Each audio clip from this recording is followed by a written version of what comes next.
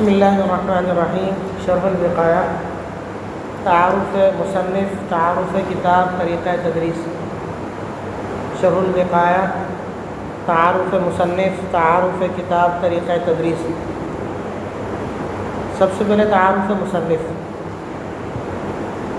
مصنف کا نام ہے علامہ صدر الشریعہ عبید اللہ بن مسعود رحمۃ اللہ علیہ. تو علامہ صدر الشریعہ کے بارے میں لکھا ہے کہ حقیقی معنی میں جامع المعقول والمنقول تھے، اور صرف فقہ میں دسترس حاصل نہیں تھی، بلکہ حدیث میں، تفسیر میں، اور علم خلاف و جدل میں، نحو میں، لغت میں، اور منطق، ادب، ان تمام علوم میں زبردست بحر حاصل تھا اور خوب دسترس اور کمال حاصل تھا. ایک واقعہ ان کے بارے میں لکھا ہے کہ علامہ قطب الدین رازی رحمہ اللہ، جو شارح شمسیہ ہے، علامہ قطب الدین رازی رحمہ اللہ شارح شمسیہ، وہ ان کے ہم عصر تھے اور معقولات کے بڑے ماہر تھے. تو انہوں نے ارادہ کیا کہ علامہ صدر الشریعہ سے مباحثہ اور مناظرہ کرنا چاہیے، لیکن انہوں نے علامہ صدر الشریعہ کا اندازہ کرنے کے لیے کہ ان کی علمیت کتنی ہے اور کتنا ان کو کمال حاصل ہے اور ان کا انداز اور ان کی کیا کیفیت ہے، تو اپنے غلام کو بھیجا علامہ صدر الشریعہ رحمہ اللہ کی مجلس میں. تو وہ غلام جو ہے مبارک شاہ، وہ جب ہرات میں علامہ صدر الشریعہ کی مجلس میں آیا ہے تو اس وقت علامہ صدر الشریعہ ابن سینا کی الارشادات کا درس دے رہے تھے. ابن سینا کی الارشادات کا درس دے رہے تھے اور درس اپنے عروج پر تھا. اس غلام نے دیکھا کہ علامہ صدر الشریعہ دوران درس نہ مصنف کی پیروی کرتے ہیں، نہ شارح کی پیروی کرتے ہیں، بلکہ ان کے اپنے علوم ہیں جو بہہ رہے ہیں. تو اس نے جب یہ دیکھا کہ ایسا بندہ جو شارح اور جو مصنف ہے ان کی بھی پیروی نہیں کر رہا، بلکہ اس کے اپنے علوم ہیں جو بہے جا رہے ہیں، تو وہ علامہ قطب الدین رازی رحمہ اللہ کے پاس گیا اور ان کو کہا کہ وہ واقعی یعنی بہت زیادہ مضبوط علمی آدمی ہے، اور اس نے کہا کہ وہ آگ کا شعلہ ہے، آگ کا شعلہ ہے، معمولی آدمی نہیں ہے. تو کتابوں میں لکھا ہے کہ علامہ قطب الدین رازی رحمہ اللہ نے جب یہ باتیں سنی تو مناظرے سے اور مباحثے سے وہ رک گئے اور مباحثہ نہیں کیا. علامہ صدر الشریعہ کی تصانیف کی جہاں تک تعلق ہے تو بہت سی کتابیں لکھی، لیکن معروف کتابوں میں اور مشہور اور متداول کتابوں میں سب سے پہلے شرح الوقایہ ہے. شرح الوقایہ جو وقایہ متن کی شرح ہے، شرح الوقایہ جو وقایہ متن کی شرح ہے. اور اسی طرح تلخیص الوقایہ. تلخیص الوقایہ، اب تلخیص الوقایہ کیا ہے؟ وقایہ جو متن ہے اس کی انہوں نے تلخیص بھی کی ہے، جس کا نام ہے نقایہ، اور اس کی شرح بھی لکھی ہے جس کا نام ہے شرح الوقایہ. یعنی وقایہ متن کی انہوں نے دو طرح سے خدمت کی ہے. ایک وقایہ متن کی تلخیص بھی لکھی جس کا نام رکھا نقایہ، اور وقایہ متن کی شرح بھی لکھی جس کا نام رکھا شرح الوقایہ. تو جو ان کی تلخیص الوقایہ ہے یہ بھی بہت زیادہ معروف ہے نقایہ کے نام سے. اور اسی طرح اصول فقہ میں انہوں نے تنقیح لکھی، پھر خود ہی تنقیح کی شرح لکھی توضیح، جس کی شرح علامہ تفتزانی نے لکھی تلویح. یعنی پہلے انہوں نے تنقیح لکھی پھر تنقیح کی خود ہی شرح کی توضیح کے نام سے، اور پھر توضیح کی شرح لکھی اور اس پر تعلیق کی علامہ تختزانی رحمہ اللہ نے تلویح کے نام سے۔ تو ان کی تنقیح اور توضیح جو ہے یہ بھی بہت زیادہ معروف ہے علامہ صدر الشریعہ کی۔ اسی طرح دیگر کتابوں میں ان کی جو چوٹی کی کتابیں ہیں المقدمات الاربعہ، اور اسی طرح تعدیل العلوم اور شرح فصول الخمسین اور کتاب الشروط اور کتاب المحاضرہ وغیرہ۔ پھر بالآخر 747 ہجری میں، اور بعضوں نے کہا ہے کہ 745 میں، اور بعضوں نے کہا ہے کہ 680 ہجری میں آپ کا وصال ہوا ہے، لیکن راجح اس میں یہی ہے کہ 747 ہجری میں آپ اس دنیا سے رخصت ہوئے۔ اس کے بعد تعارف کتاب۔ تعارف کتاب، کتاب کا نام تو ہے شرح الوقایہ، لیکن یہ شرح جس متن کی ہے اس متن کا نام ہے وقایہ، اور وقایہ جو متن ہے وہ فقہ حنفی کے متون معتبرہ میں سے ہے۔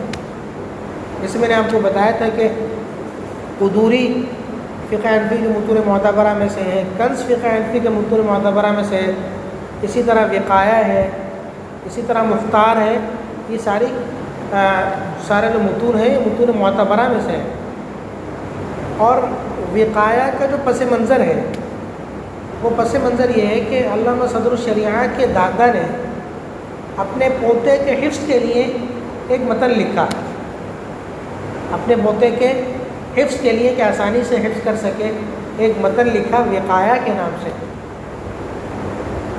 علامہ صدر الشریعہ کے جو دادا ہے نا وہ تاج الشریعہ کے لقب سے مشہور ہے، تاج الشریعہ محمود نام ہے۔ تو انہوں نے اپنے پوتے کے حفظ کے لیے ایک متن لکھا، اور یہ جو متن ہے یہ اصل میں تلخیص ہے ہدایہ کی۔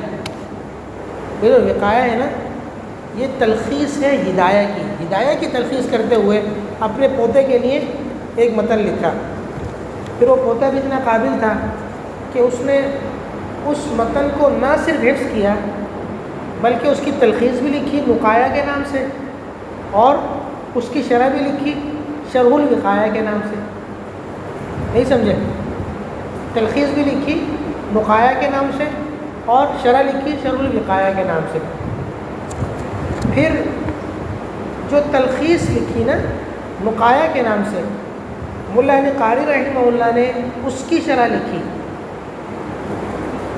مولا علی قاری رحمہ اللہ نے نقایہ کی شرح لکھی، فتح باب العنایہ بشرح النقایہ، فتح باب العنایہ بشرح النقایہ۔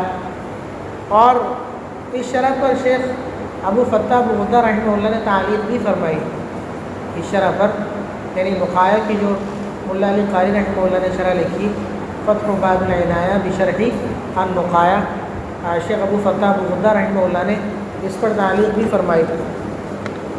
اور یہ جو شرح مولا علی قاری رحمہ اللہ کی نقایہ کی، اس کے بارے میں محققین کا یہ قول ہے کہ اس شرح کے اندر احادیث اور آثار کا اتنا ذخیرہ ہے کہ بے پناہ، اور یہ شرح ان لوگوں کے لیے دندان شکن جواب ہے جو یہ کہتے ہیں کہ احناف کے پاس احادیث نہیں ہے، احناف کے پاس کیا نہیں ہے؟ احادیث نہیں ہے، اور جو فقہی مذہب ہے اس فقہی مذہب کے پیچھے کوئی مضبوط یعنی بنیاد نہیں ہے، مضبوط احادیث اور روایات نہیں ہے۔ تو یہ جو شرح ہے مولا علی قاری رحمہ اللہ کی جو نقایہ کی شرح لکھی اور جس پر تعلیق کی شیخ ابو فتح ابو غدہ رحمہ اللہ نے، یہ شرح احادیث اور آثار کے مضبوط ذخیرے کو اپنے اندر لیے ہوئے ہے۔ تو یہ مختصر سا کتاب کا تعارف ہو گیا کہ وقایہ متن ہے اور اس کی شرح ہے شرح الوقایہ، اور پھر جس پوتے کے لیے دادا نے متن لکھا تھا اس پوتے نے اس متن کی تلخیص بھی کی نقایہ کے نام سے. پھر اس نقایہ کی بھی خدمت ہوئی. ملا علی قاری رحمہ اللہ نے اس کی شرح لکھی فتح باب العنایہ کے نام سے, اور شیخ ابو فتح ابو غدہ رحمہ اللہ نے اس پر تعلیق بھی فرمائی. اور یہ شرح بہت زیادہ اہمیت کے حامل ہے احادیث اور آثار کی وجہ سے, کہ اس میں احادیث اور آثار کا کافی ذخیرہ آ گیا. اب طریقہ تدریس کہ شرح وقایہ کی تدریس کیسے کرنی چاہیے. تو سب سے پہلی بات تو یہ ہے کہ جیسے میں نے پہلے بھی عرض کیا قدوری کی تدریس کے دوران اور کنز الدقائق کی تدریس کے دوران کے مسائل پر توجہ دیں اور خارجی مباحث کو نہ چھیڑیں.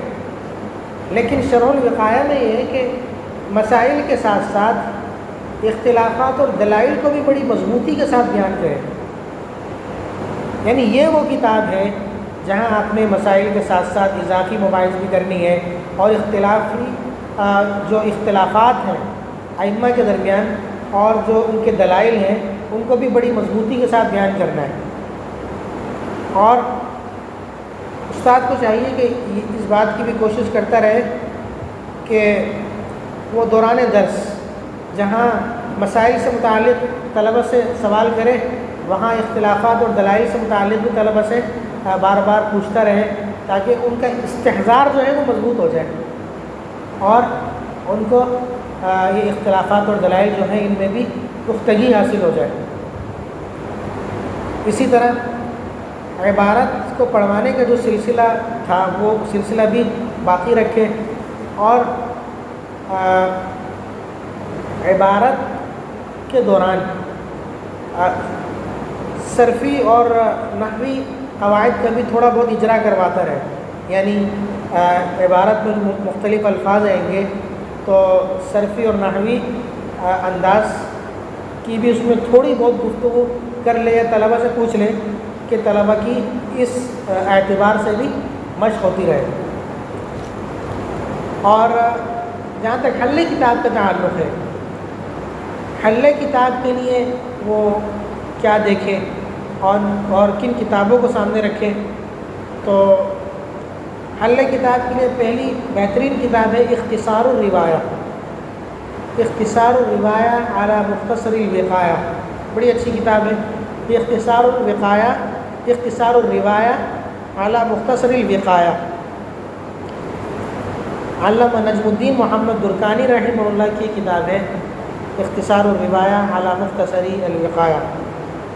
اسی طرح ملا علی قاری رحمہ اللہ کی جو نقایہ کی شرح ہے فتح باب العنایہ, یہ دیکھیں, یہ بڑی خوبصورت شرح ہے اور احادیث اور آثار کا ذخیرہ بھی اس کے اندر مل جائے گا.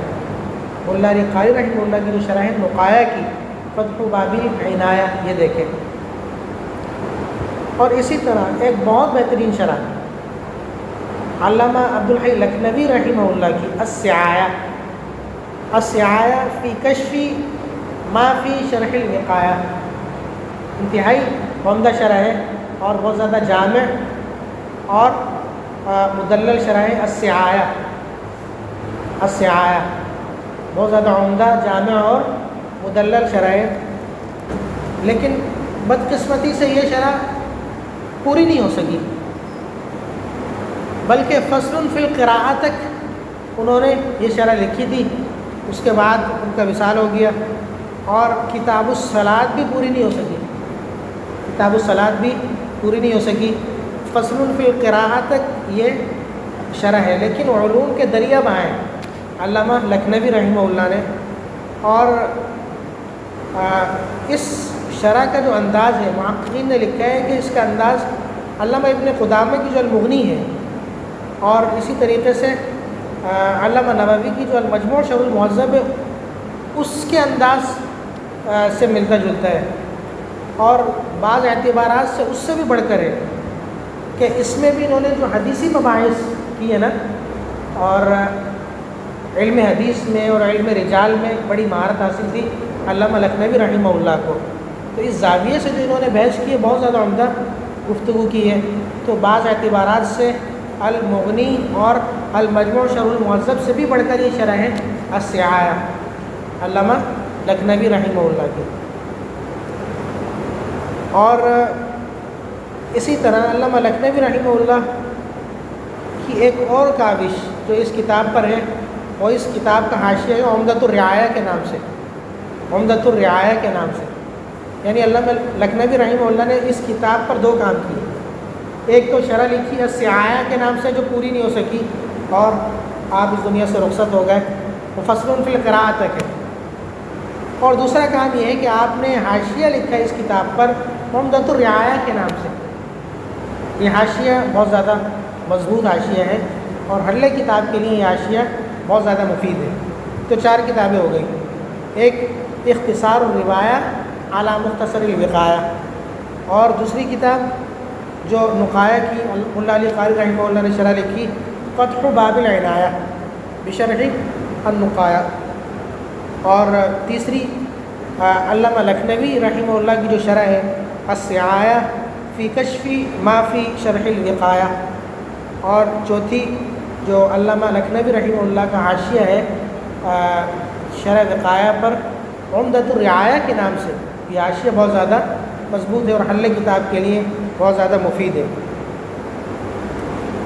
اسی طرح طریقہ تدریس میں استاد کو چاہیے کہ ایک چیز کو اور پیش نظر رکھے، وہ یہ کہ شرح وقایہ میں بعض عبارات ایسی ہیں جو جن میں بڑی تعقیدات ہیں، یعنی پیچیدہ عبارتیں اور گنجرک قسم کی عبارتیں ہیں، تو وہ بھی سامنے آئیں گی.